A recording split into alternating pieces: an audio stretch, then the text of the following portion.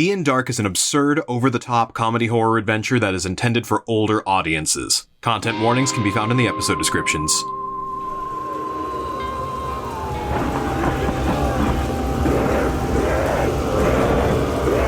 On to the next map. Yeah, this is so much better. Yikes. I don't like the next map, Dan. You begin to approach the outskirts of the church, and you see, lining the way to the door, a circle of shadowy demonic figures, and in their center, a familiar entity who's a little too long. Oh no. Yeah. Flanked in front by 3 Knights of Dracula. Oh no, Froggy Rangers! No. With blue, green, and gray armor. Oh no! When I see the Knights of Dracula, I shake my head for a second and switch, because I am incensed that my people are here in my way. And spilling out from either side of the church, from some mausoleums, some zombies, some soldiers, some vampire spawn, a massive swarm of bodies melded together into one large lumbering swarm. A familiar collection of bones melded together into a massive chimera. Oh dear. Imhotep scans all of this, locks eyes with the bone chimera, and goes, I'm gonna pilot you again. And spilling out behind, underneath, and around it are these walking, almost liquid-like masses of skin, muscle, tendons, ligaments, sinew. Oh! Everything except bones Oh no! slink out around it. Oh, they slink? Icky. Those didn't make them. That's can't blame me for that. Who made those? I don't know. Above my pay grade. I thought you were one of the highest pay grades. I was the reject replacement. Oh. Hey, no, I don't want that pity. That's not what I want right now. Guys, does this really matter? Can we go? It's about principle. Talk about principle along the way. And approaching this massive horde is the avatar of Orcus, who flies overhead past the man who is too long, who calls out to him, Prince of Darkness, I beseech thee, for your blessing I give my fealty. I request a formal tether to your essence and being, so that I may never die whilst you walk. Oh my god, he's so annoying! And he is ignored as the avatar of Orcus flies directly to the church and stops dead at the doorway as an impassable barrier prevents him from going inside. Oh! Carmilla, you would notice that this church is very freshly rebuilt by the Blood Hunters. Right! And the avatar of Orcus cannot pass the threshold.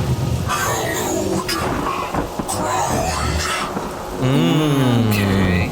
Some zombies and skeletons pass to and fro as they emerge from the church to join the fray, and as some more of Dracula's forces run inside. Noted. And Orcus begins to angrily slam his hands against the barrier, and the body begins to turn around, looks towards Carmilla, and begins to make its way forward. The second soul must be acquired. Karnstein will need to suffice. Before stopping in midair. No, it must be Dracula. He pounds again on the foundation of the church that does not budge. We will never hold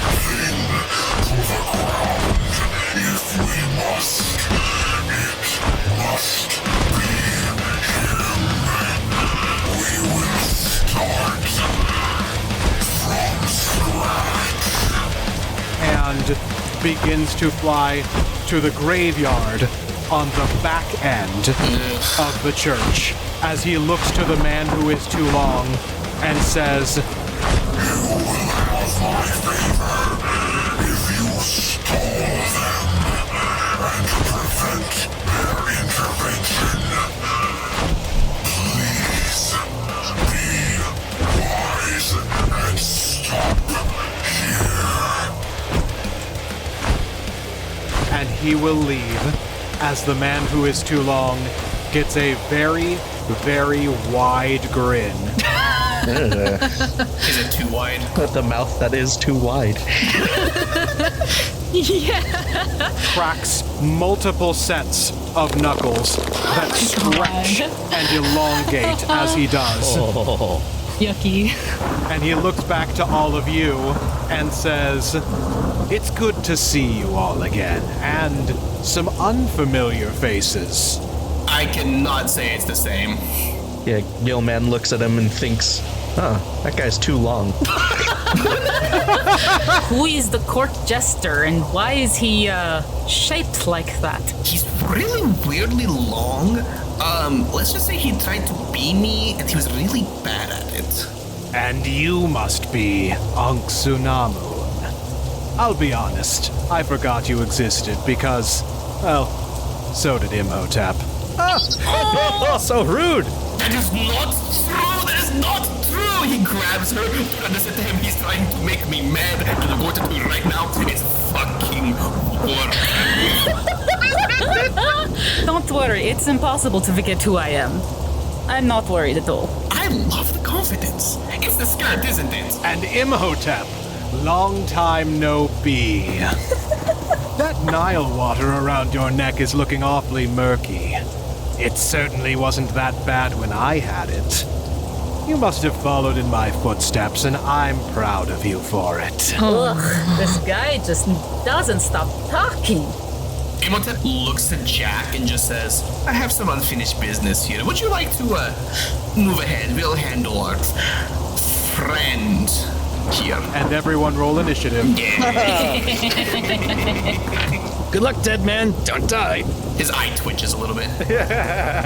You know, as much as I don't want to be around that guy, I'm feeling a very strong repelling force from the church, so I think I'm gonna stick it out with y'all.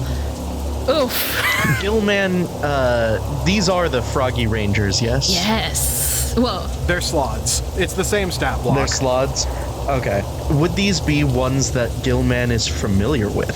I don't know how intimately, but you would have been present for the creation of every Knight of Dracula / Froggy Ranger. The creature's gonna look at them, and everybody around him too will feel the pain that the Gill Man feels when he sees them. He feels responsible. wincing through the pain, Larry's gonna put a hand on the Gilman shoulder and just go, "It's not your fault. You didn't do that." It's going to understand the gesture. But obviously, it can't say anything to you. And just, But it gives a low, it gives a low gurgle, like a low friendly gurgle. Just. So first things first, Mini Team 3, I want you to make 3 saving throws of the stat of your choice and tell me how you make it in the church and where any damage you take comes from. I think Jonathan's just gonna gallop forward on Quincy. He gets really close to the boneless. I imagine just a wall of these skin flappy boys collapse on top of him and roll over him. And he's like, "Ah!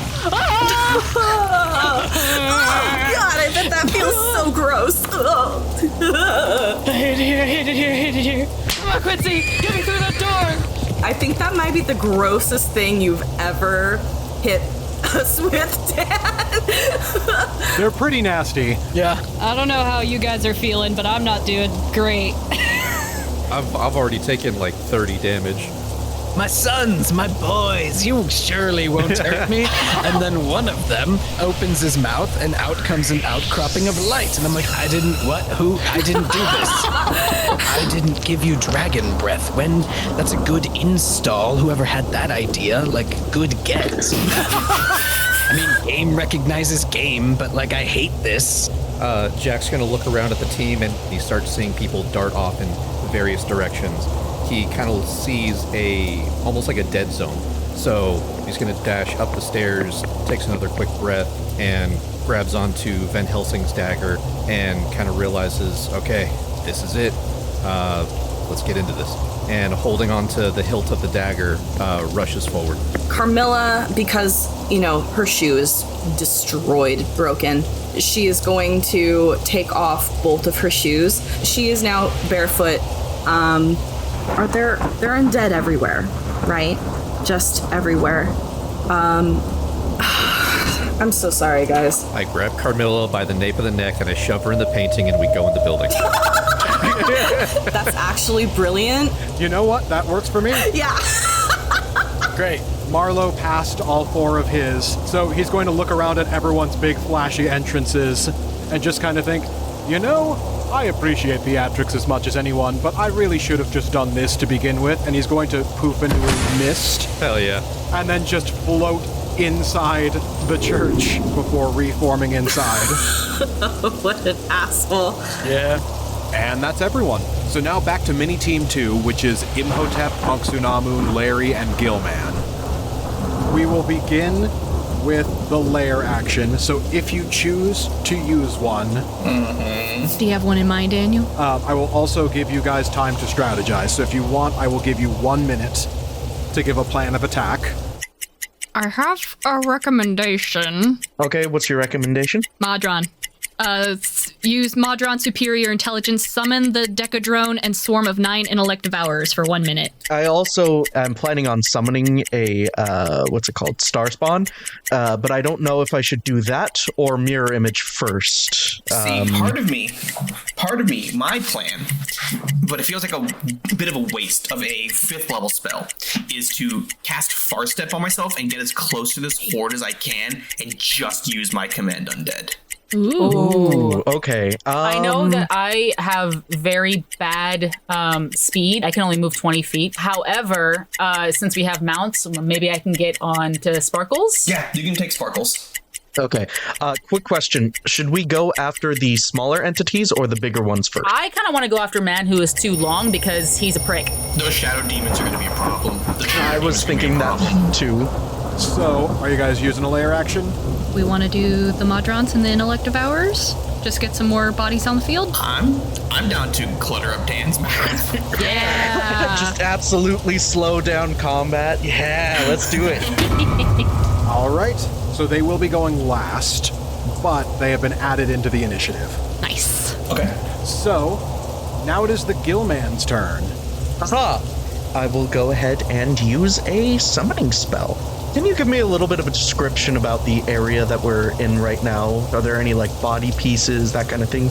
You are right on the outskirts of the church. There is a small staircase that ascends into the actual entrance to the church. There's a few mausoleums on either side of it, some general shrubbery. The actual cemetery proper is on the back end of the church, but there are still a few memorial monuments that have been built up around it, and there is some leftover from the general undead. There are some bits and pieces of body parts strewn about if you need them. I'm going to cast Summon Aberration. Ooh. And the way that he's going to do it is that he's going to psychically link a bunch of body pieces together and force them together to evolve into a star spawn. Okay. You call forth an aberrant spirit. It manifests in an unoccupied space that you can see within range. This corporeal form uses the aberrant spirit stat block. Creature disappears when it drops to 0 hit points or when the spell ends. The creature is an ally to you and your companions in combat, shares your initiative, but takes its turn immediately after yours. It obeys verbal commands, which Gill Man can't speak, but it does say that it can understand me. So it summons it right there, and the cool thing about this is the Star Spawn has an ability called Whispering Aura. At the start of each of its turns, each creature within 5 feet of the aberration must succeed on a wisdom saving throw or take 2d6 psychic damage. Wisdom save, you said? Yes. DC is 17. 24 from the man who is too long. Well, that saves. 15 from one shadow demon and a nat 1 from the other. Ooh. Okay, those both fail. Okay. And by the way, that ends Gill Man's turn, so this is now the Star Spawn's turn. 8 damage for one, and 19 damage for the next. After that, which that was just the start of its turn, it hasn't even attacked yet, it is going to take 2 multi-attacks. A 26 to hit and an 18 to hit. Both of those attacks will hit. Okay. 14 damage and 11 damage. This is all psychic damage, by the way, in case for any resistances. Okay, they are not resistant to psychic. Cool. Nice. All right, excellent. So that will end your turn. Next up, it will be the Bone Chimera's turn. So the Bone Chimera is going to leap up into the sky and, using its fleshy, sinewy wings, Yum. will glide and leap forward 60 feet, dash to get closer, and that will end its turn. Okay.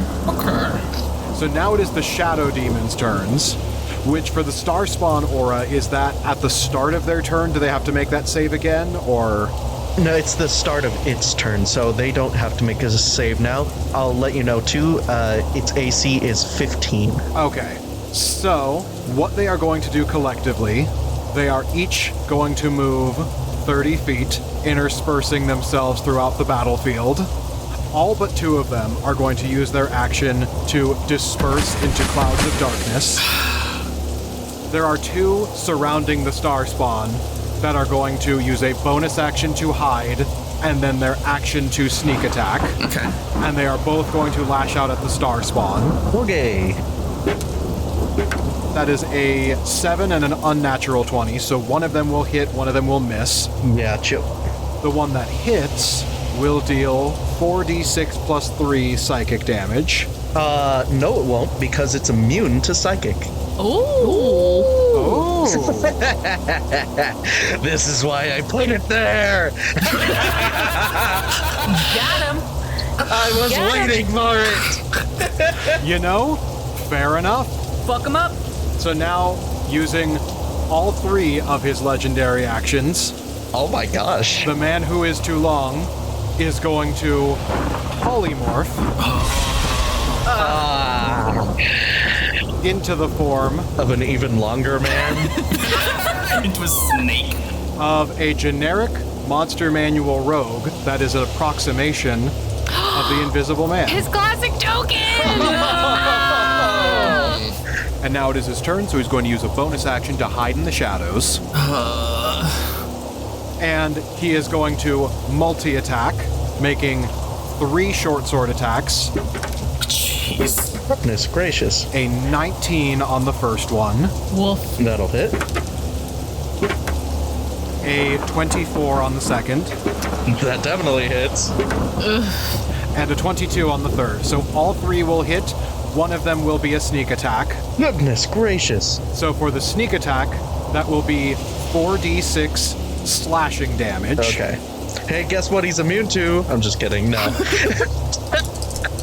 That'd be great, though. No. So that will deal 18 damage. Okay, not bad. Then attacks 2 and 3 will be 8 and 5. Okay, that's not too bad. And then he will stay hidden within the shadows, moving just past the edge of the psychic aura, but staying within the shadow aura. And that will end the man who is too long's turn. So now it is Anck Su Namun's turn.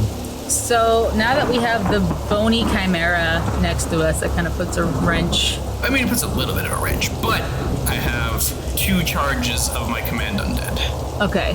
I was hoping to use it on the hoard. Yeah. But I mean, if Dan is setting me up to pilot the bone mecha again, we'll pilot the bone mecha again. All right, so I'm going to mount Sparkles, and I'm going to go ahead and get into the fray. I'm going to do Guiding Bolt. Okay. A flash of light streaks towards a creature of your choice within range, which is 120 feet. Make a ranged spell attack against the target.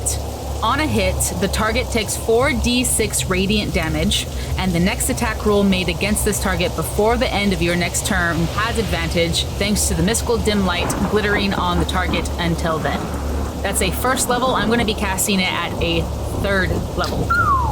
I'm not attacking the shadow creatures. I'm actually going to be attacking the creature to the top left. Oh, the big boy. The zombie swarm. Yes. All right, go ahead and roll to hit. Dirty 20. Ooh, nice. That will hit. Since I'm casting it at third level, that's going to be 6d6. 5 plus 7 plus 3 plus 6 plus 6 plus 2. So it would be 29 damage total. Woo! Nice. And the next attack against the zombie swarm has advantage. Yes.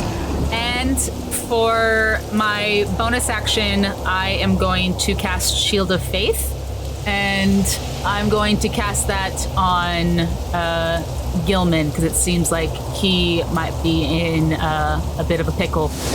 Oh, thank you. So please add a 2+ bonus to your AC. Huzzah. Okay. With that, I will end my turn. All right. So now it is the vampire spawn's turns, which they, similarly, most of the undead are going to be doing basically exactly the same thing of running forward. It's gonna get real crowded here pretty soon. Using their action to dash, that will be their entire turn, will be running closer to Anck Su Namun in the midst of the shadow clouds created by the shadow demons. So now it is Imhotep's turn. What is the range on my channel divinity ability? All undead within 60 feet. Oh, wow. Huh, Okay. All right. Cool. I will consider that getting everything except for the zombie swarm, 1 zombie and 1 boneless. Okay. Imhotep, hearing what the man who was too long had to say about the water, clutches it, looks forward, and just marches into the darkness. Can I just say that he reaches a bandage out to Anck Su Namun, like he just kind of finds her, kind of slaps her a little bit and finds her? Sucks the tushy. Woo, getting a little fresh. Nobody can see this as he is in this unnatural darkness. He's using a thaumaturgy, and he changes his color of his eyes to a very distinct green color. The color of Osiris. All right, every undead will make a wisdom saving throw. Sick. Everything except the 2 vampire spawn failed. Oh, nice. Wild. That's amazing. I know this is not at all the right kind of chant, but it is the chant to say. He grabs his water, and he says the words that I haven't said once at all this entire campaign.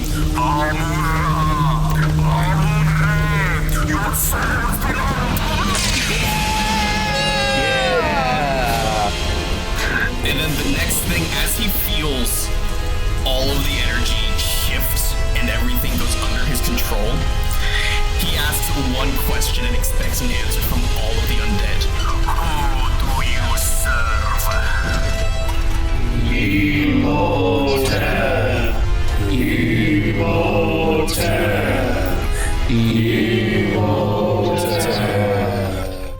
Yeah. Thank you, Dan. Thank you. Special thanks to our patrons for lending their voices to that horde. That's really cool. Yeah, that is. Wait, question. Do I have to roll? That's why I grabbed onto you. Okay. So we still have these spawn to deal with, though. Okay. I'm pretty sure that was my action. I believe Channel Divinity is an action. Sip. I mean, that was already an amazing use of a turn. So good. Yeah, that was fantastic.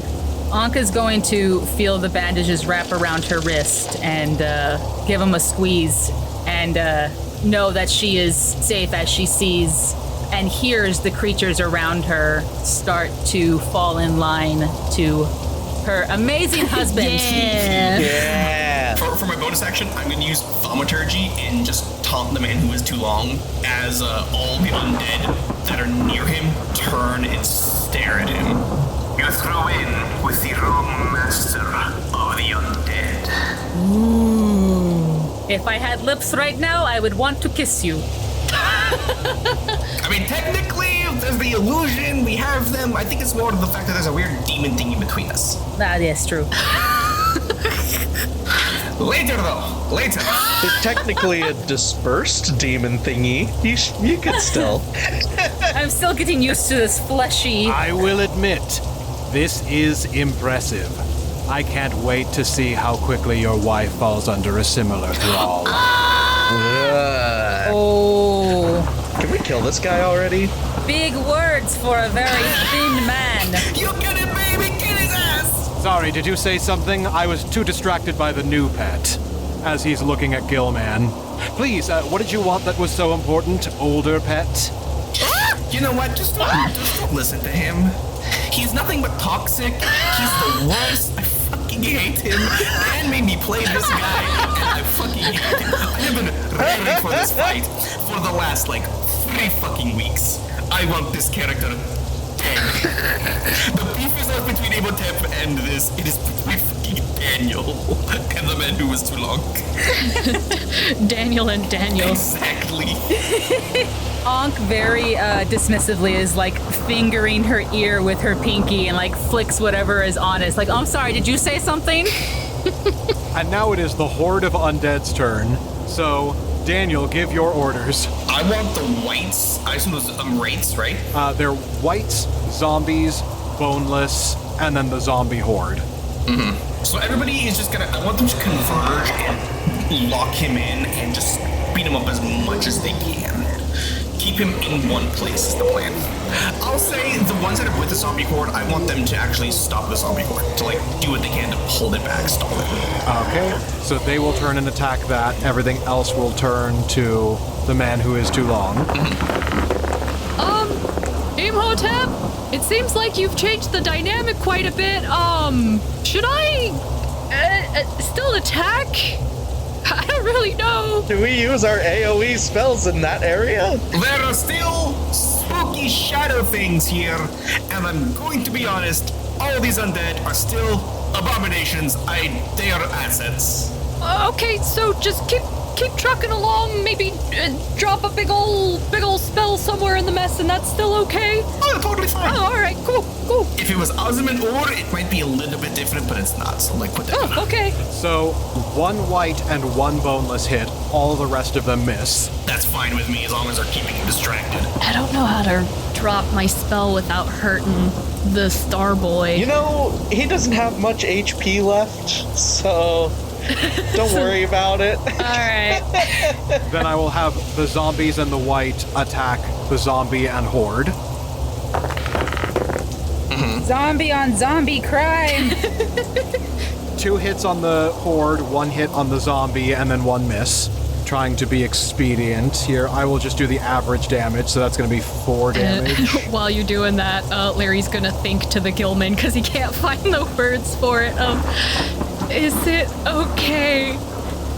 Do you mind if I microwave your star boy? You can feel in your head, basically what he's trying to get across is, oh yeah, I only put him there just to do exactly what's going on right now. That is, I wasn't expecting it to actually last this long. With that, Larry's like, okay. It's I wanted all these enemies to converge upon it so that they would all be grouped up. This is perfect. I was gonna do the same thing. He's like, oh, all right. Wipe away some sweat. Okay. It's hard being a good warlock out here. Okay. If you're sure. Okay. Then, using 2 of his 3 legendary actions, the man who is too long is going to cast Mirror Image. 3 illusory duplicates of yourself appear in your space. Until the spell ends, the duplicates move with you and mimic your actions, shifting position so it is impossible to track which one is real. You can use your action to dismiss them. Each time a creature targets you with an attack, they have a chance of hitting the duplicates.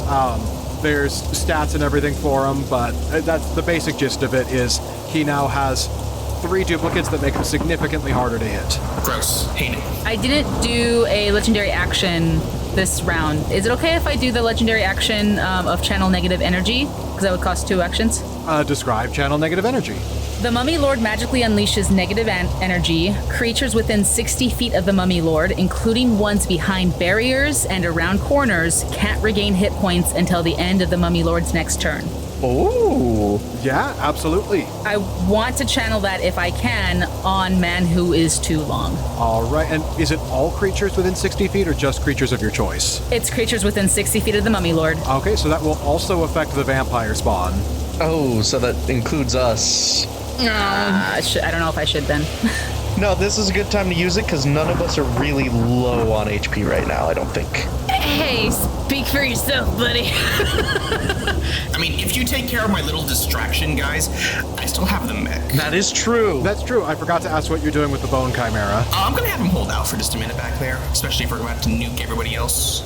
So is Anck Su Namun gonna do that? Because I'll wait for that to be resolved. If you guys are fine with that, I will definitely. Totally fine. Do it. Okay, cool. So Anck is going to, in the darkness, channel this energy in her palms like a Kamehameha wave and point up to the sky to create this sphere of dark negative energy that then spills out into a dome. And she's going to say with thaumaturgy, "Because you're such a negative bitch, we're pushing it back towards you." And yeah, that's going to be her legendary action. All right, so Larry, it is your turn. All right. So, seeing all the baddies grouped up together kind of north of Larry about like 70 feet, he's going to try and, after getting everyone's permission, because of course, he's going to carefully try and open up a rift of light right where it gets the zombie swarm, the Man Who Is Too Long, all of the boneless, the sloths, and most of the shadows. Everyone, you see a giant eye open up, and I'm going to cast Sickening Radiance. Yeah, love that spell. All right, and what saving throw is that? Constitution? The saving throw is a Constitution saving throw. All right, let me go down the line. So sorry. DC 16. What type of damage is that actually? Radiant. Oh, I will also activate my Sun card. I become resistant to fire and radiant, and spells you cast that deal fire or radiant deal 1d6 extra damage. Oh, nice. The whites succeed, the zombies succeed, the green Knight of Dracula fails. Okay. The shadow demons will fail. The zombie swarm will fail. The Man Who Is Too Long will succeed. Gross. Not allowed. Don't like it. Beat stop. Still takes half though, right? If they succeed, they don't take any damage. That is something that happens every turn, right? The details are when a creature moves into the spell's area for the first time on a turn or starts its turn there, the creature must succeed on a Constitution saving throw or take 4d10 radiant damage plus the d6 because of the Sun card, and suffers 1 level of exhaustion and emits a dim greenish light in a 5-foot radius. So any of the shadows that fail, if any of them did, I don't know if they can use their darkness anymore, but that's up to Dan. They can't, and they are vulnerable to radiant, so they will take double damage. Yes. Also, I rolled for the star spawn. I rolled a nat 20 to save. Yeah! Good. Awesome. Boneless fails. Blue succeeds. Gray got a nat 20. Hey, that's for the star boy. Vampire spawns fail. So, I have the damage ready when you are. please give me normal base damage. Okay, yeah, base damage is 7, 8, 9, 12, 13, 14, 15, 16, 17, 27, 28, 29, 30, 32 radiant. Oh my Baby, gosh. I rolled high. I got an 8, a 10, a 7, a 2, and a 6. Love you. Yeah. Yeah, Anck is definitely shielding her eyes, like, oh my god, I do not. Sorry. Even It's a lot. the power of Ra. So that instantly killed most of the shadow demons. There are now only 2 left. Yes! Oh my god, yes! I don't remember the Wolfman being so powerful. What happened? You didn't see the Wolfman get to do his Wolfman thing. The Wolfman is kinda cool. Awful and horrible. I'm very sorry that he's stuck with it, but very cool. Larry feels conflicted but flattered.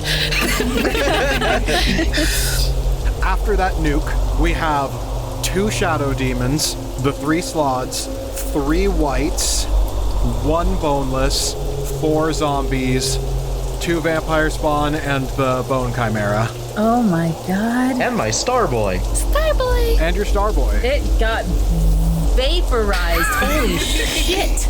Goodbye, zombies. Oh my god. All right, so that was your action. Larry, are you using your bonus action for anything? Bonus action, I will not use. I'll hang on to it. So that is my turn. Okay. Then, as a legendary action, Man Who Is Too Long is going to Leave. run out of the sickening radiance. Bitch. All right, so now it is the Knights of Dracula's turns, which do they have to, if they end their turn here, they have to make the save again, right? I think technically it's start of turn, but I am assuming that's what we just rolled, really. So long story short, nothing changes because we kind of did that ahead of time. Okay. So next round, we'll re-roll. Oh, gotcha. I get what So you mean. the 3 Knights of Dracula will run outside of the sickening radiance. All the salads are moving towards us. But they can't see us. We're inside the shadow. I'm gonna bump into you. Well, gray and green don't need to see you to fireball you. Oh! No. So that will be a dexterity saving throw. So this is a dexterity save from the 2 vampire spawn. One of them will succeed and one of them will fail. The shadow demon is going to fail with a 4. So then it's just between Imhotep and Anck Su Namun. Dexterity saving throw, and the DC is 12. Ooh, I rolled a 9, got a +3. Ooh, just barely made that. I rolled a 9 flat. Yeah. You will take the full 8d6 fire damage from that. Imhotep, you will take half damage.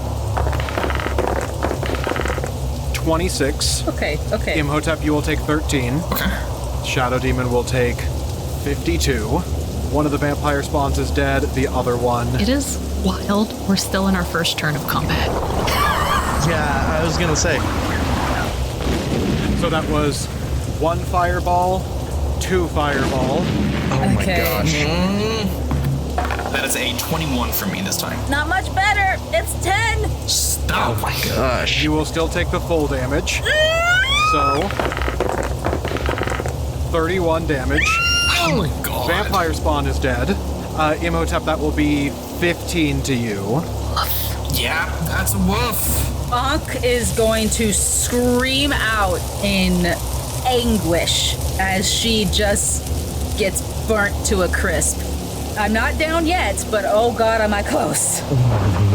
That will end the knight's turns. Wait. I have advantage on saving throws against spells and other magical effects. I will let you make 2 more dex saves. Okay, I just read that. Oh my god. Okay.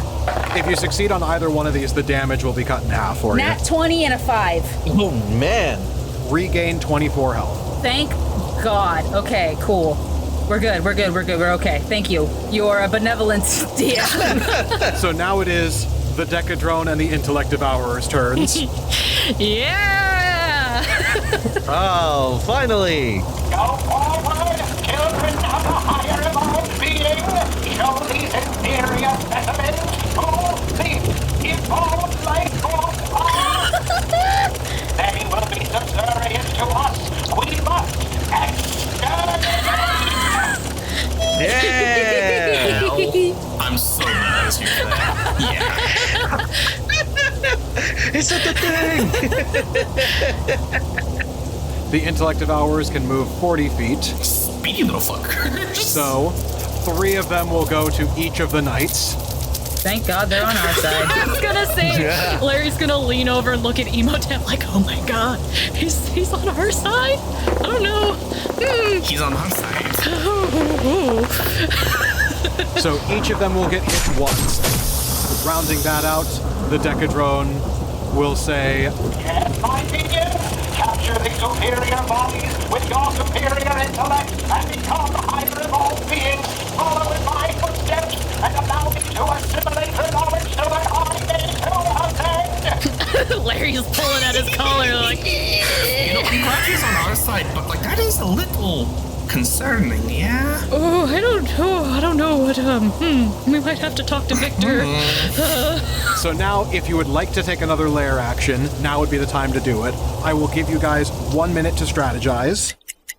Guys, I'm feeling pretty good. I'm going to Feeling really good right now. Just because I feel obligated to. Yeah, I mean, why not, right? Yeah. I feel like you guys can handle the slots. I want to beat the shit out of Man Who Is Too Long with my sword. Oh, 1v1 Man Who's Too Long. Absolutely. That's all you. Hell yeah. We'll clean up.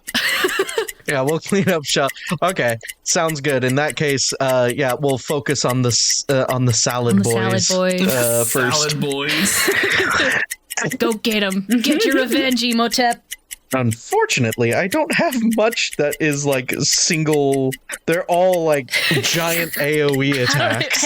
I don't know if it works like that, but if you just want to pile them into the sickening radiance, I can use my Eldritch Blast to push them back in there. That would be great. All right, and that's time. Hey Dan, I can't remember. Can I use a? Oh wait, never mind. That's not what I'm gonna do. Never mind. All right, well, whenever you are ready, it is your turn. Sounds good. I am going to... You know what? I actually will do that. Am I able to use a spell and a cantrip in the same turn? I can never remember. I typically allow it. In that case, I am going to cast Ice Storm. And I am going to use Quicken Spell to cast that as a bonus action. Okay. Ice Storm. A hail of rock-hard ice pounds the ground in a 20-foot radius, 40-foot high cylinder centered on a point within range. Each creature in the cylinder must make a dexterity saving throw. A creature takes 2d8 bludgeoning damage and 4d8 cold damage on a failed save, or half as much on a success. That is a 3 plus whatever, so they're going to fail. All right. 4, 5, 6 bludgeoning and 15 cold damage. Nice. You do kill one of them, but the other 3 are at 1 HP. Oh my gosh. Come on, man. And this whole area is rough terrain now. Chilly. And because that was a bonus action, Gill Boy is going to take his movement up to this salad, a blue salad, and he is going to use Shocking Grasp. Lightning springs from your hand to deliver a shock to a creature you try to touch. Make a melee spell attack against the target. You have advantage on the attack roll if the target is wearing armor made of metal. This is going to be 3d8's worth of damage if it hits. Does an 18 plus 9 hit? Yes, it does. Cut the damage in half because resistant to lightning. Sounds good. Yeah, I figured. But it's better than just my regular... my claw. I need to go gamble because I rolled 3 7s in a row. That's a 21 damage. Nice. So halved. 21 halved, that will be 10. That is Gilboy's turn. It then goes to Starboy, who's, as soon as he starts his turn, this guy needs to make a wisdom save. That is a 12. A 12 does not save, so it is going to take 2d6 psychic damage. That is 8 damage. And then it is going to move right over here to get everybody in its grasps. Which one is looking the roughest? Can it tell? Top left. Top left? Alright, it's gonna go ahead and attack the Shadow Boy because I want to save all of the friendlies to us as much as I can. So it's going to take 2 attacks with its Psychic Slam. That is a nat 20 and an 18. You are almost guaranteed to kill this thing, so describe your killing blow. Yeah! So, the Star Boy, as the sickening radiance is laid down, the Gill Man manages to protect it with psionic waves and commands it to use that energy that it used as a shield to explode outwards, which tears through this shadow creature and just completely evaporates it. All right, excellent. We are now out of shadow demons. Yeah! Yes. And your Starboy will have to roll another save on the Sickening Radiance. Yes. Come on. That is an 18. Perfect. That saves. Huzzah! Oh my gosh. This Starboy, he's looking real rough, but he's hanging in there, man. He's hanging in there. What a trooper. That is the end of my turn. All right, so now it is the remaining undead's turn. Sorry for putting them down in rough terrain. I believe since it's the start of their turn, they need to roll. The zombies got a nat 1, so Oh no! Okay, so they're probably gone. they had 1 hit point anyway. Yeah, they're smoked for sure. Yeah. Crispy. And the whites rolled a 4. Oof. All right, so 3, 24, 25 radiant damage. And they would have another point of exhaustion if that matters. One of them is dead. The other 2 are still hanging in there. Okay. So we are down to 2 whites and 1 boneless. So, what is the movement on the Bone Chimera again? It has 60 feet of flying, 30 feet of grounded movement. Okay, could I use my turn to have it bring me to the man who is too long? I will say sure. Okay. It cannot attack this turn, but you can have the Bone Chimera pick you up. You will ride it as a mount. Hell yeah. And you can move up to where the man who is too long is. You will probably have to pass through the Sickening Radiance. So both you and the Bone Chimera will have to make that save. What's the DC on that again? 16? Imhotep passes with an 18, and then I don't know the Bone Chimera's con, but he rolls a 15. His con is a +2. Hey, perfect. Nice. Yay. So that ends that. Now it is the man who is too long's turn. Boo. So he's going to roll to recharge his shape change ability. And that is a 6, so that is recharged. So he is going to shape change into a Warlock of the Great Old One God dang it. and use Don't like that. Whispering Aura. Each creature of its choice within 5 feet must succeed on a Wisdom saving throw or take 3d6 psychic damage. The DC is 15. He looks like a knockoff version of me! Watch out, Imhotep! The colors are just off! You can hear psionically in your head that the Gill Man thinks that you pull it off better. Oh, God, what a buddy, what a pal. So I rolled an 8. Good thing my wisdom modifier is 9. So. Right. And the Bone Chimera got a 6. Yikes. I was -2, so that's a 4. So you will take 3d6 psychic damage. So that will be 10 damage to the Bone Chimera. And that's going to end his turn. So now, Anck Su Namun, it is your turn. With being on Sparkles, she's going to fly over to the blue Froggy Ranger, and she is going to cast Insect Plague on Ooh, nice. the creature. Yeah. That's my wife! So while on top of Sparkles, Anck Su Namun's jaw just like distends. Yeah. And these scarabs start flooding out of her throat and mouth, surrounding. Gosh, they have so much in common. You'll learn a couple things in the afterlife.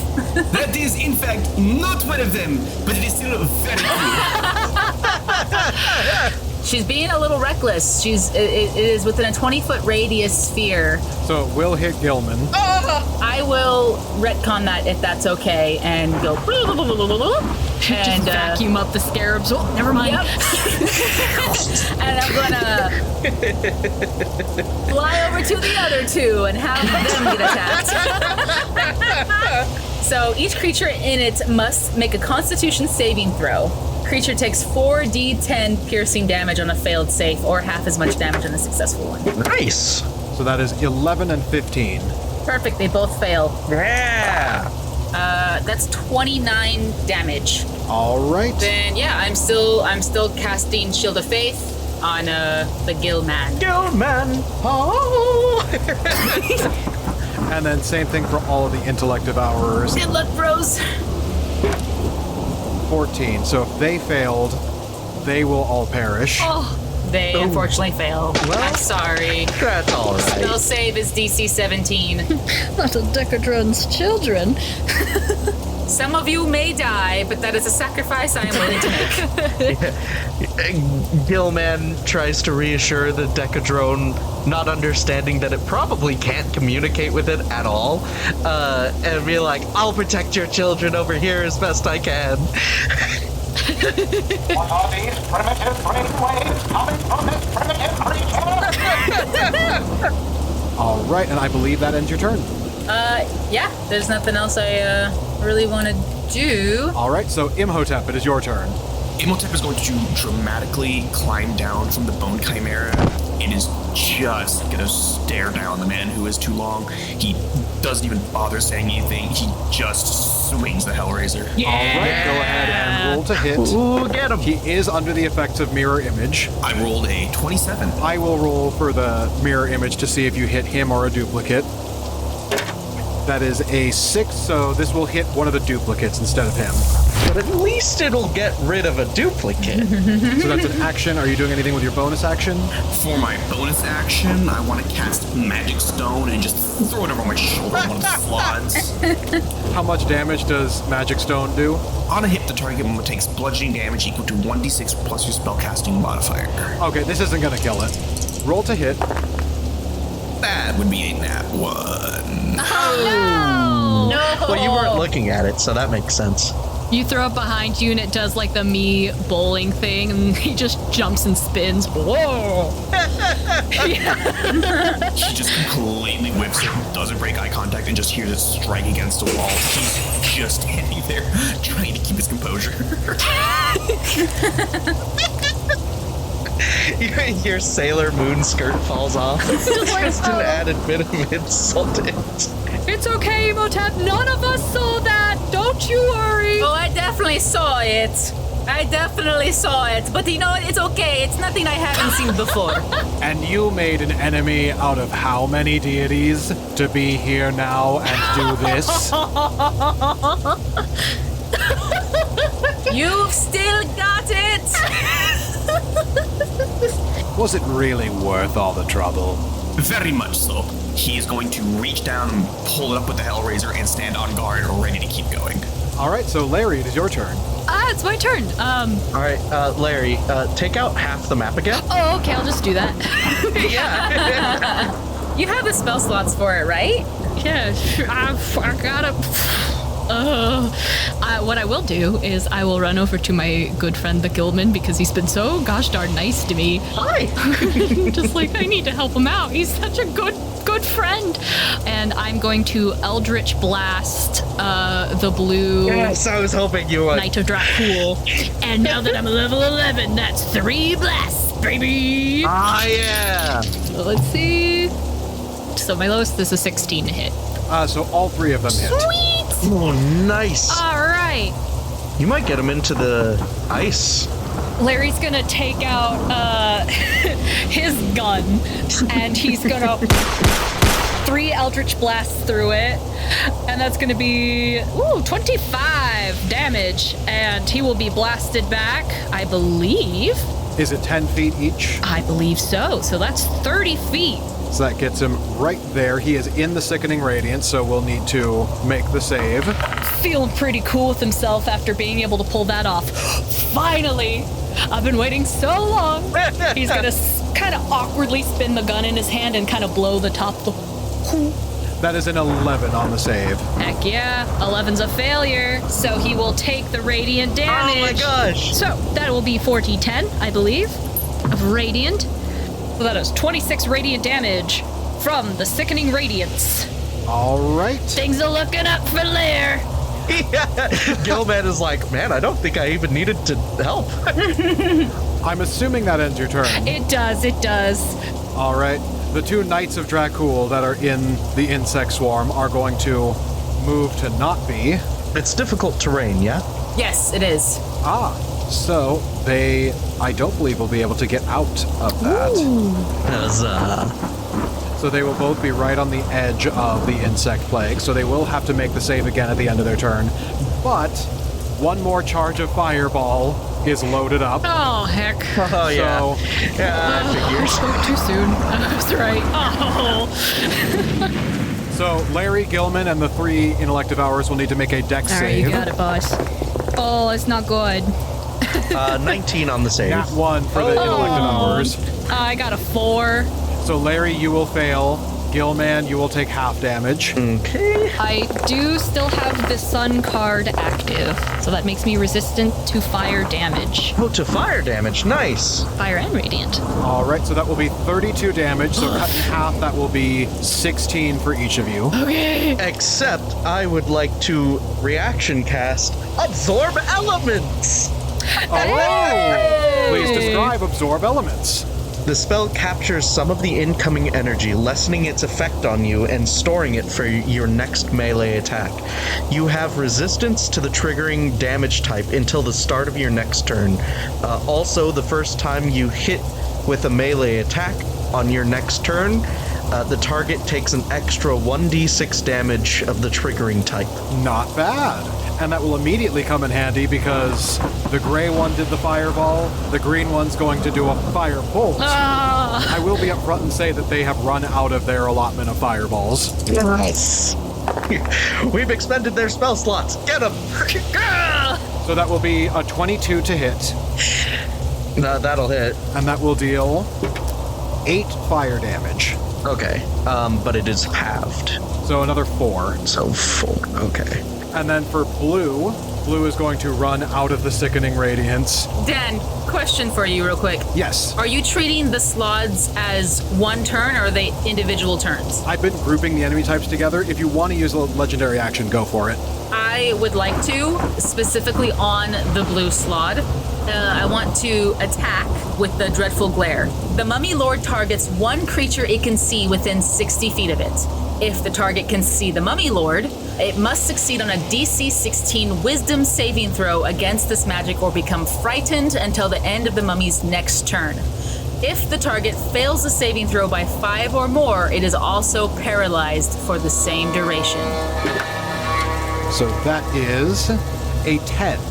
Wonderful. So that's 5 or more if it's a DC 16, so it's paralyzed. Oh my gosh. So then it is stuck back here and can't do anything.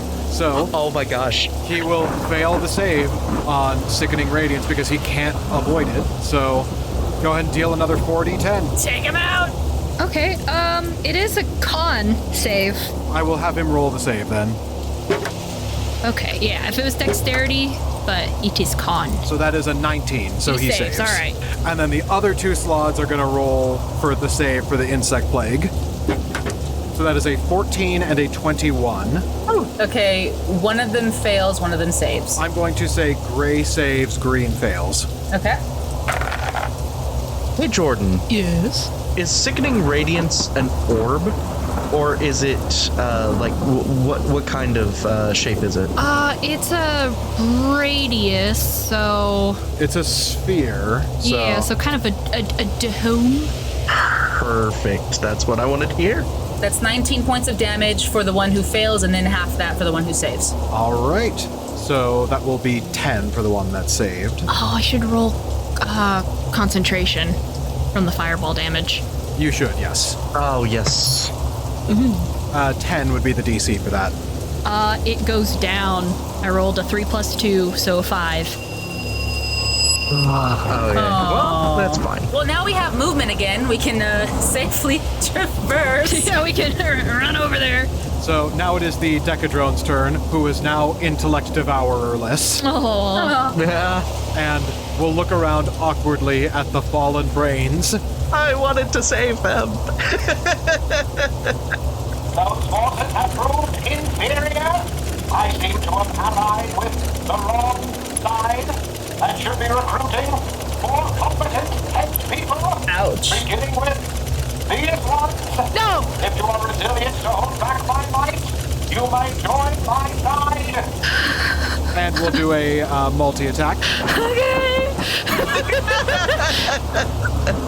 Get him! Still technically on our side, but I don't like the language he's using. Not one bit. So it was 2 hits, 2 misses, and a nat 1. So the nat 1 I'm going to say is going to neutralize one of the other hits. So only one attack is going to hit through the insects. So Yeah, the other one just hit a bug. that is going to be 7 damage. And let that be it as a small demonstration of my might. And that will end its turn. So now it is the lair action. So if you guys would like to use another one, now would be the time. I think we're fine on... Yeah. Yeah. All right. So Gill Man, it is your turn. So what I'm gonna do is I'm gonna go over here and I'm just gonna beat on this blue slud because it can't do anything. I'm going to attack it to do the fire damage. That is an 18 plus 7 to hit. That will hit. All right. The normal damage doesn't do that much, but the fun comes in the fire damage.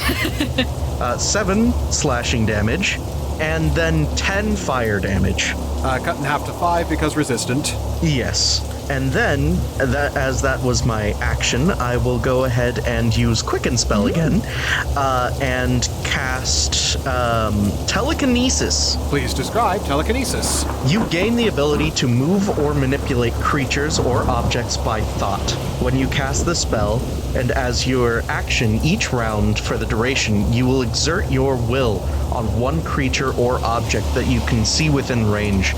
Make an ability check with your spellcasting modifier, contested by the creature's strength check. If you win the contested, you move the creature up to 30 feet in any direction, including upward, but not beyond the range of the spell. It will fail automatically because it is paralyzed. Huzzah. So yes, I will cast that and begin slowly raising the slod into the sky. After seeing all of the intellect devourers, which it was trying to save, very futilely, the Gill Man looks over at this slod and asserts its control over it as it lifts it into the sky. Its eyes glow with a mystical blue light as the slot is helpless against my psionic grip. Yeah. Excellent. And I'm assuming that ends your turn? That will be the end of my turn. I had to use my concentration, so he is no longer existent. Goodbye, Starboy. Goodbye, Starboy. You did well. It's so good. I can't believe it survived. All right. It is the undead's turn, which there are 2 whites, the bone chimera and the boneless. Start beating on him. So I'm assuming just having all of them attack. Yeah, pretty much. 3 misses from the bone chimera, 2 misses from one white, 1 miss from the other white. So 1 attack hits from the white. I'm going to have him roll on the mirror image. And that is an 11, so that uses up another mirror image, and this does not hit. Gosh dang it. Okay, well, at least it's down 2 1, I think. He has 1 more. Yeah. At least they're hitting the mirror images. Yeah. And then the boneless got an 11 plus, probably not going to hit you, 11 plus 5, so 16. Thanks to my new shield, that misses. Oh, nice. A meaty slap on your shield. So that ends the undead's turn. As a legendary action, Man Who Is Too Long is going to cast Arcane Gate. And is going to put up a portal right behind him, and then a portal right behind Larry. No! And then now it is his turn. He is going to... Run away, of course. He is not. He is going to maintain eye contact with you, hold a hand up over his shoulder and cast Lightning Bolt Oh no! through the arcane gate. Yikes! That is what we like to call thinking with portals. All right. That was really clever. I hate that. That is really good. Hitting Larry, Gill Man, and the blue slot, which the blue slot will get hit automatically. But that is a dex save from Gilman and Larry. Okay.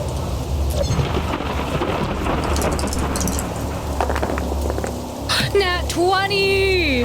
Nice. Mine. Bless! Nice. So quarter damage from Larry. Oh, thank God.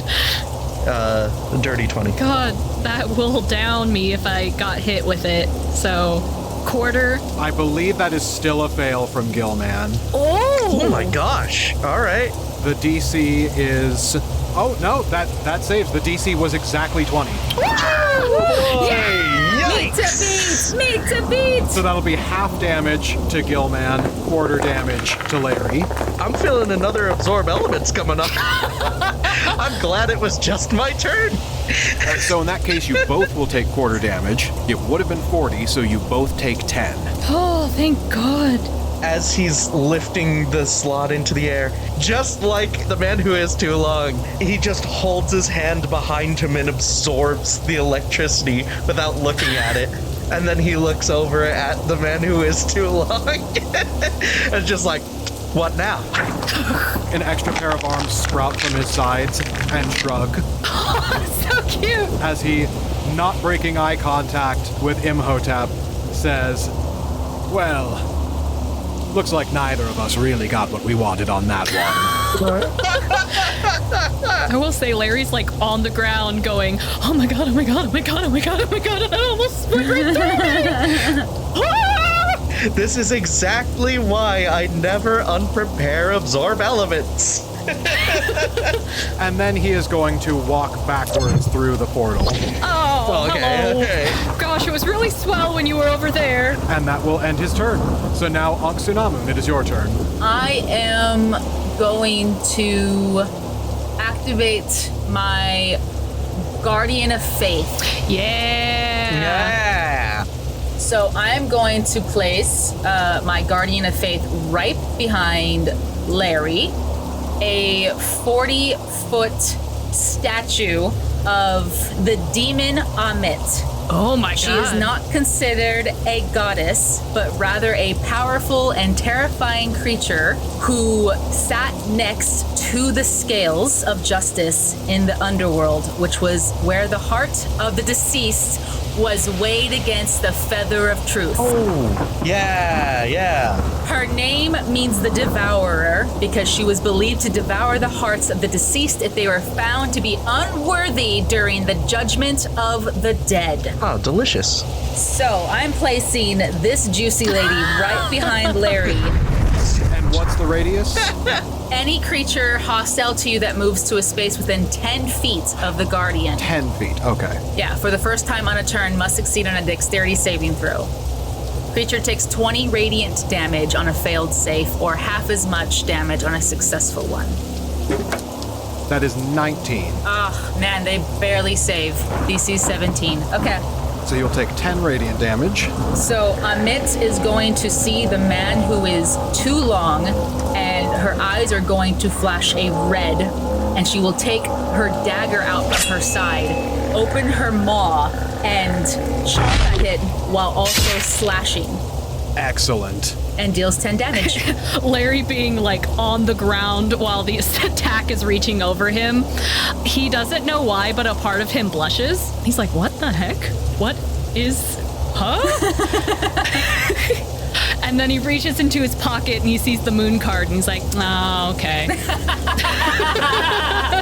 Yeah, all right. Love it. So that is action, and with that, me and Sparkles are going to zoom on over closer to Gill Man. So right about there. And that will be my turn. All right. Imhotep, it is your turn. He's gonna groan and walk through the portal, and then I'm gonna swing the Hellraiser at him again. All right, go ahead and roll to hit. I got a 19. A 19 will hit. Let me roll to see if it hits the illusory double. It does not. This one will hit him. Nice! Damn it. I rolled all ones on damage. I did 7. No. I'm going to look through the book for one more spell, though. I'm going to cast Blinding Smite. The next time you make a melee weapon attack, your weapon flares with a bright light and the attack deals an extra 3d8 radiant damage, and the target has to make a constitution save or be blinded. Ooh. Nice! All right. And I'm assuming that ends your turn? Yeah, so next time I hit, that'll take effect. All right. So, Larry, it is your turn. Larry, seeing Amit stand above him and feeling the reaction, gets an idea, and he gets up and he's like, "Hi, Imhotep. How are you doing?" You know, I'm doing all right, and you do not look like you're doing good. I'm about to look a lot worse. Just give me a sec. And he's gonna put away the sun card and pull out the moon card and like pushes through the portal. And then as soon as he does that, just the crack in the bone and the rip and the fangs explode out from his face. And he starts transforming. And as he's transforming into the wolf, a guttural sound comes out of just, "I can't let you go." And he's gonna transform into the wolf. Oh! Alright. And the reason why I ran to the other side of the portal is because when you use your action to dash, you can use a bonus action to make one melee attack or to shove a creature. Oh, I see. Now that I'm on the other side of the map, the wolf is going to turn around and charge, and he's just far enough away for me to have to use a dash in order to do so. So the wolf starts hauling ass, running over the tile, down the stairs, through the rubble, and is going to roll to hit the man who is too long. So that is a 9 plus 7 to hit. That will not hit. Oh! Damn it. Man, this man is so long we can't even hit him. Yeah, the charge happens. He comes in with a little too much. Oh wait, actually, I forgot that he's in a different form. Yes, that actually does hit him. Oh yeah, he's in The Larry form. God damn it! This always happens to him. Yeah, it's Larry versus the wolf. Yeah, the wolf's like, Hey guys, we can see it in real time. I would have missed you if you had too long of limbs, but you're in a Larry shape. That's perfect biting shape. And the jaws are just gonna slam down onto him. And then that will be a 1d8. And they will hit a duplicate. God damn it. But mirror image is now worn off. Yeah. That is it. That is the last one. That's the last one. The wolf is just gonna snarl. All right, and now it is the Slod's turns. Paralyzed blue Slod is unparalyzed, but I'm assuming because he's floating, there's not really anything he can do. He will have to make a strength saving throw. Nat 1. Check. Okay. Well, as long as I don't roll a nat 1, then. I didn't. I rolled a nat 20. Hey! That feels kind of like a waste. I will say he's still paralyzed then. Okay. So then, green and gray are going to make their way out, and firebolt at Anck Su Namun. Bring it on, come on. That is a 10, so that's not going to hit. Ah, bitch. Okay. And then the other is going to multi-attack the Modron. Oh, no! That was a miss and a nat 20. And a nat 1, so the nat 20 and the nat 1 will cancel out. Nice. Yay! So, one regular hit. 9 damage. All right. I don't know how much HP this guy has, but... And that'll be it for the Slods. So now the Modron will retaliate. Retaliate. Retaliate. So that is 2 misses, 1 hit, and 2 nat 20s. Oh my gosh. Really was just a taste of his power last time. You fool! You have proven your inferiority and shall be exterminated! Yeah, boy. I know I should be scared, but So that's going to be 39 damage, 39. Nice. and that will end his turn. So now lair action. I think we got this. Yeah, I think we got this. All right, so Gill Man, it is your turn. All right, Gilly Boy is going to go ahead and move this blue slot telepathically over next to the statue. Because if the statue is 40 feet tall, then while the slot is 30 feet in the air, it will take damage. Yeah. All right, so that will automatically be 20 radiant damage. And Blue Boy's looking rough. If I were to drop Blue Boy right now, would that possibly deal enough damage to kill it? Possibly. He's 30 feet in the air. Yeah. He will take 3d6 bludgeoning damage if he is dropped, and that might kill him. Okay. Then I'll hold off for a while, just so that we do a little bit more damage. I'm gonna go ahead and use Quicken Spell once more to cast another spell. I'm going to cast Catapult, and I'm going to be casting it at the man who is too long. It needs to make a Dexterity 17 saving throw. That is an 18. All right. It doesn't do any damage if it doesn't hit, so that will be the end of my turn. All right. Undead turn. Well, I tried. Boneless is going to try to attack Imhotep again.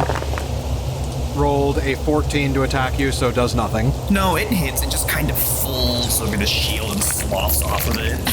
And it's going to lurch towards any of your exposed bones. Oh, That is so upsetting. nasty. Wear it like a coat, Imhotep. Congratulations, you've got skin.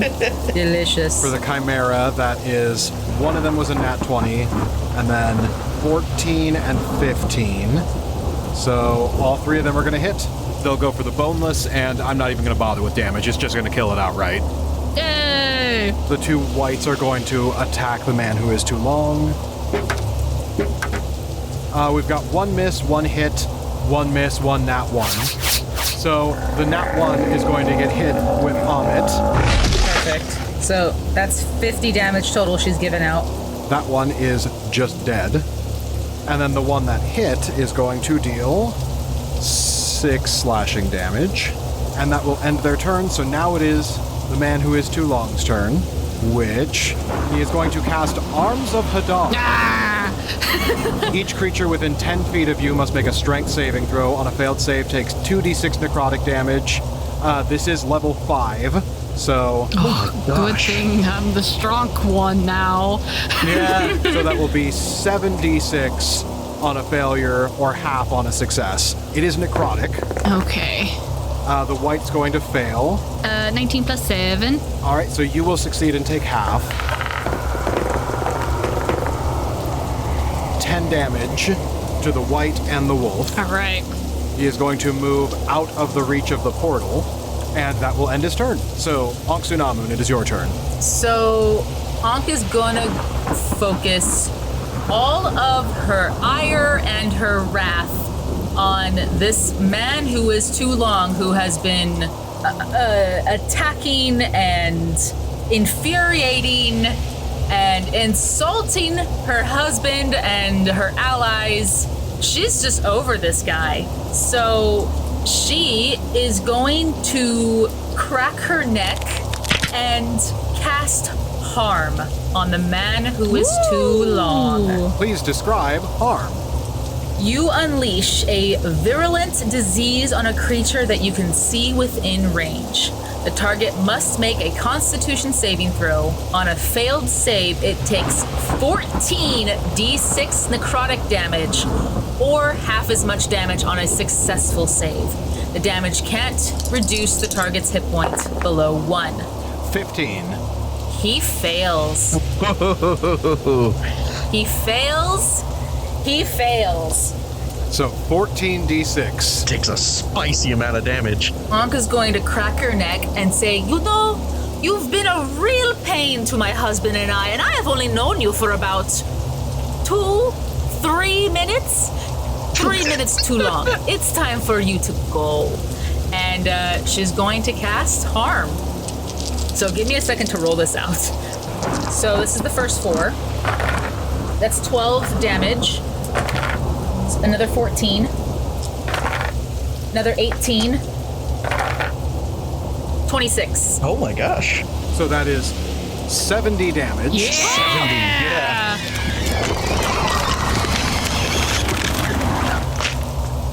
Fantastic. Goodness gracious. So, Anck, after delivering that nearly deadly attack, I'm assuming that the man who is too long still is holding Larry's shape. He is, I will be up front, he is holding Larry's shape at 1 HP. Oh my god. Okay. You know, it at least did something. You look a little rougher around the edges, if I do say so myself. Alright, excellent. So Imhotep, it is your turn. Fuck him up. Imhotep's gonna walk through the portal, sigh, lean back, and say, "For the third time, stop dodging." And then he rolls to hit with the Hellraiser, and with the Blinding Smite, if this hits, he'll need to make a con save or be blinded. 17? 17 will not hit. No! But the smite remains. Yeah, you don't waste anything for the smite. Damn it. Well, that's Imhotep's turn. That's all I've got. Alright, Lairwolf. Yeah! The wolf is gonna look at the man who is too long, look at the portals again, and he's gonna take off running through the portals, lap the man who is too long, taking a dash, and on the second lap, come through and slam into the man who is too long. Because the wolf has a lot of calculations, I rolled ahead of time. Does an 18 plus 7 hit? 18 plus 7 does hit. Does a 13 plus 7 hit?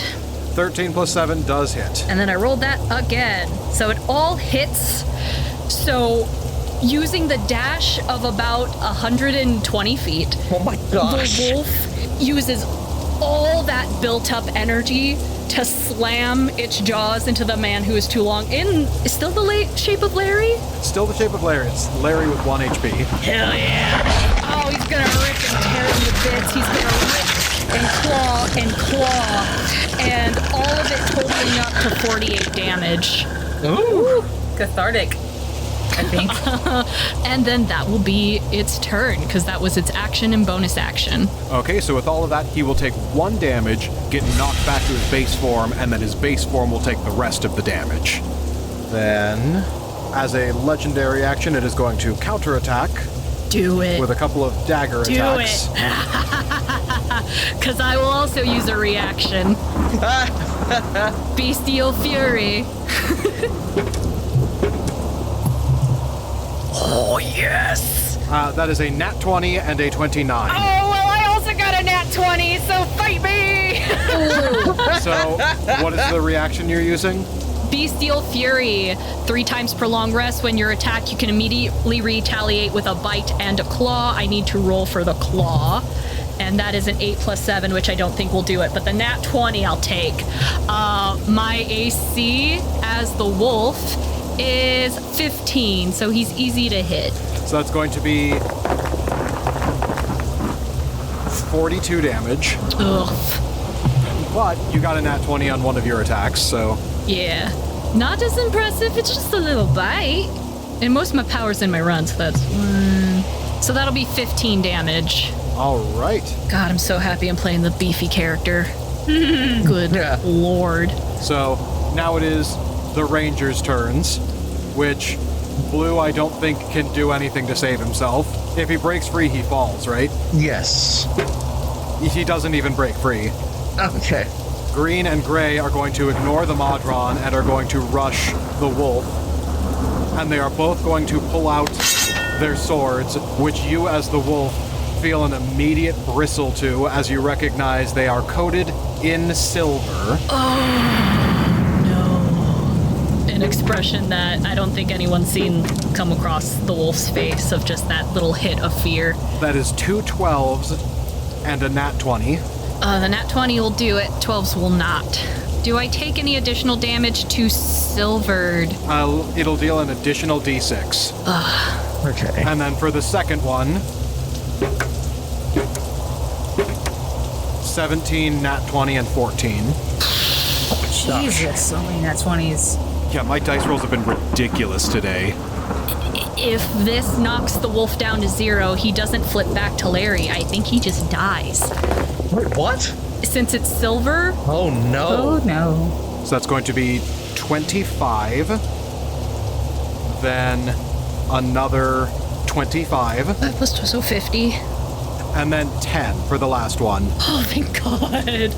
Woof. Woof. Well, I suppose it's time for me to let out my nuke. All right, and that will end their turn. So now it is the Decadrone's turn, who is not going to take kindly to being ignored, and is going to rush and attack the gray slot again with its multi-attack. 2 hits are going to land, and that will be 7 damage and 7 damage, and that will end that. I do not appreciate your ignorance. Please pay attention to the more dominant drugs. I should use that like every day. And now lair action. I don't. Do we need another layer action? I don't think we do. I think we're okay. I think everything would be overkill. Yeah, they're not offensive. I am looking pretty rough, I will say. I'm looking just fine. So you can use me as a bit of a shield. Gill Man, it is your turn. Okay. I am going to take one of my first level spell slots, and I am going to charge up my sorcery points so that I can use all 6 charges of my sorcery points to give myself access to Twin Spell to be able to cast Chain Lightning on 4 targets. And so to do that, I will also drop this blue slot onto the ground. And I hope I don't kill it because that would waste all of my stuff. I should have done that first. That will deal 10 damage. It is still alive. Okay. In that case, I am going to chain lightning. I'm going to chain it from the blue slot to the green slot to the gray slot, finally to the man who is too long. Is that a saving throw or it's a hit? It is a dexterity saving throw. That is an 18 from man who is too long. Okay, that saves. Damn it. That is a 12 from gray. That does not save. And a 13 from green. Does not save. And a 15 from blue. And that does not save. So the only one that saves is the man who is too long. Which that's half damage, right? That is half damage. This is 10 d8s of damage. The Gill Man psionically links himself to the weather and to the sky as he pulls forth energy from the sky. It's going to fall into the palm of his hands, and it's going to gather, and he's going to exert what seems like a lot of force into keeping it into his hand, and then he's going to hold it, point it, and simply let go as it arcs between all 4 of them. So that is an 8, another 8, 5, 6, 4, a 2, a 4, a 4, a 7, and an 8. All right, that will be 56 damage. Oh! So that is going to outright kill all 3 of the Knights of Dracula. Oh yeah! Thank God! Thank God! Oh my God! Goodbye. I was chatting with Dan behind the scenes, and if one of the slots killed me in my wolf form, I would not have death saves, and the slot would have my curse. Yeah. So I'm at 19 HP right now. It was so scary. No. I'm still not out of the woods, but at least I don't think anyone else is holding silver.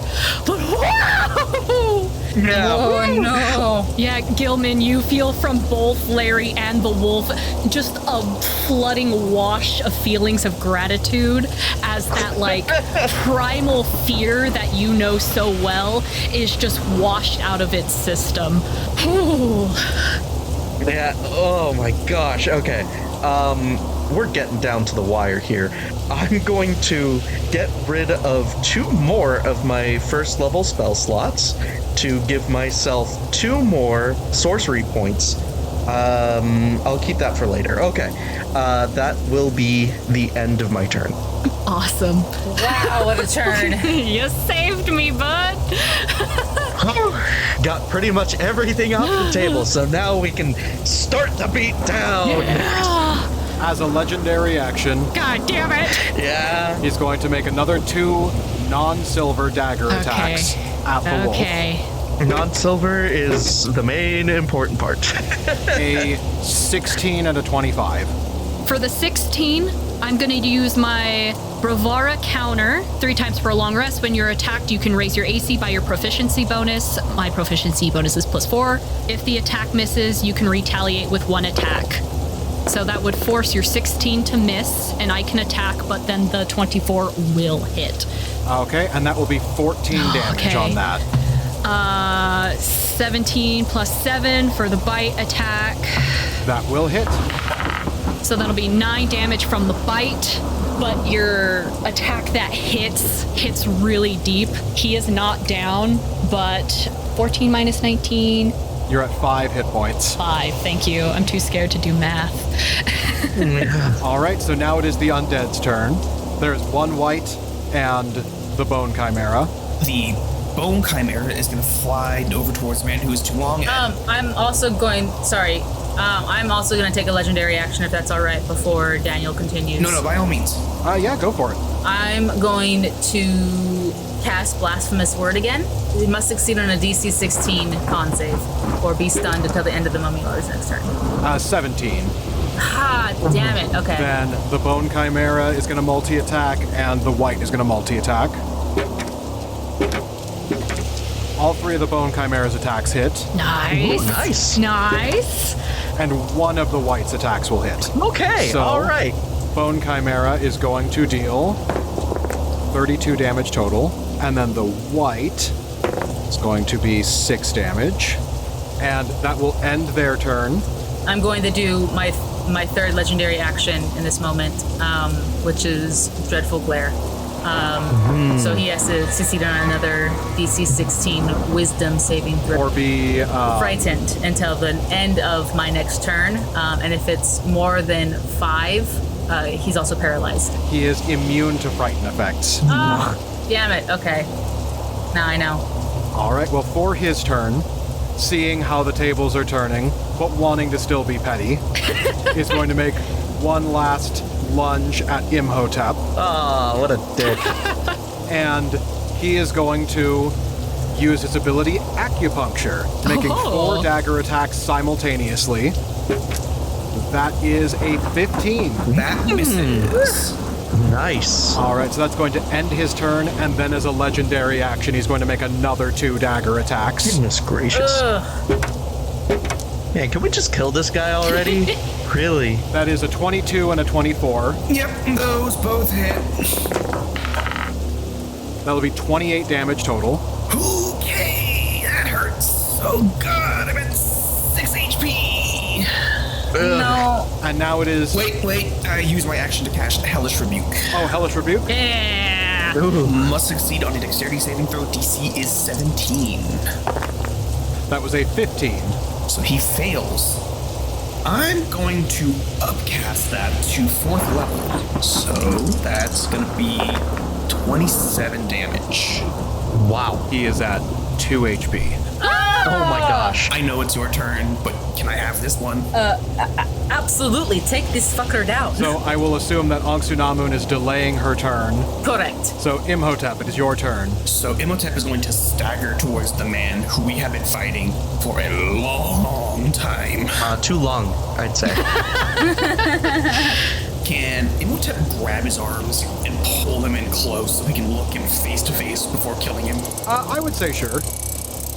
I was originally going to use my big spell here that would cause a bunch of damage, but with only 2 HP, I want to do something else. Give him a gentle slap.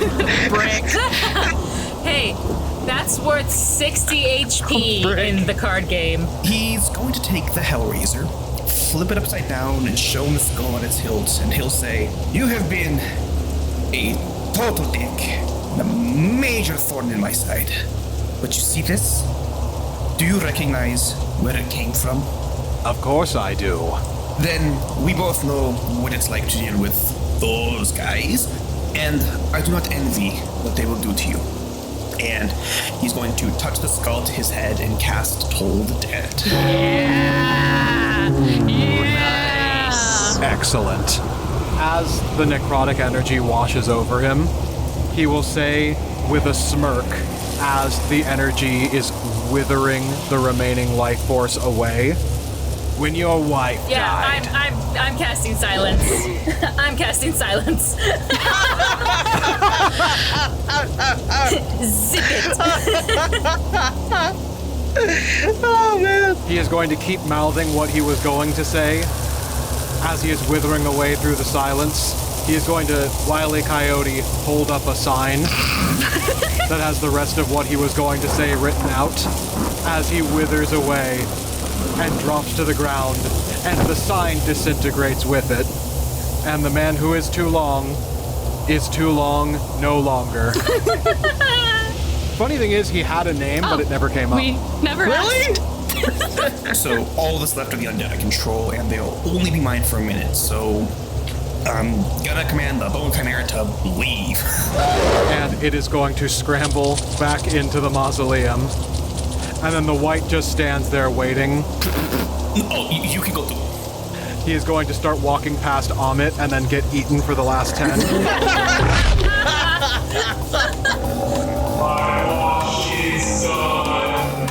We are the outcasts, the misfits you might say.